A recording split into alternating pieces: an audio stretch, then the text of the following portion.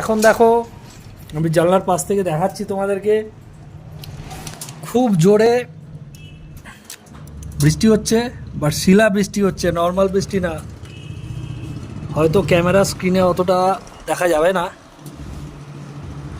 ভীষণ ঠান্ডা, ভীষণ ঠান্ডা, মানে এক একটা যদি আইস তোমাদের গায়ে পড়ে, বিভৎস বিভৎস ঠান্ডা। আসো আসো আসো।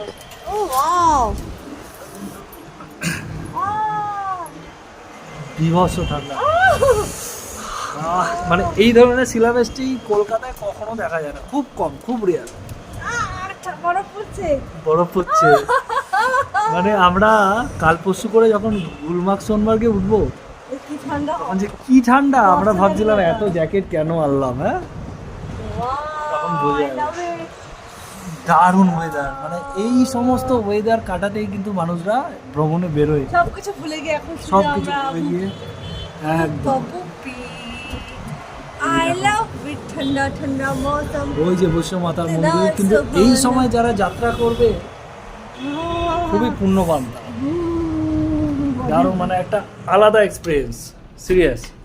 এই দেখো গায়ে বরফ পড়েছে, কি ঠান্ডা, মানে পুরো ফ্রিজের বরফ পড়ছে মনে হচ্ছে, এত ঠান্ডা। বিভৎস হাওয়া। ভাবছিলাম আমরা বেরোবো, বাট নিচে নামার আগেই রেডি ফেডি হয়ে নিচে নামবো, যখন দেখি বৃষ্টি শুরু হলো।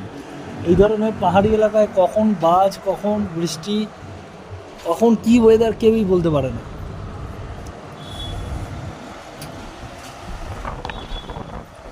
বিভৎস হাওয়া দিচ্ছে, মেঘ ডাকছে। ওয়াও, একটা আলাদাই আমেজ। ঠিক আছে, নেক্সট ব্লগে মেঘের গর্জন আছে বলে তোমরা বুঝতে পারছো।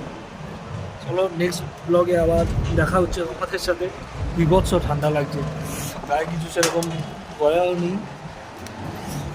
এই দেখো, এই দেখো আইস পড়লো, আইস পড়লো, আইস পড়লো। এই দেখো আইস, এই দেখো আইস। ওয়াও, চলো বাই।